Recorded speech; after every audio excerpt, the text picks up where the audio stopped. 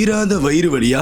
நம்ம சிவகங்கையில Karthik multi speciality hospital doctor Manivannan மற்றும் டாக்டர் கார்த்திக் ராஜன் அவர்களின் சார்பாக இலவச மருத்துவ முகாம் நடத்த இருக்காங்க.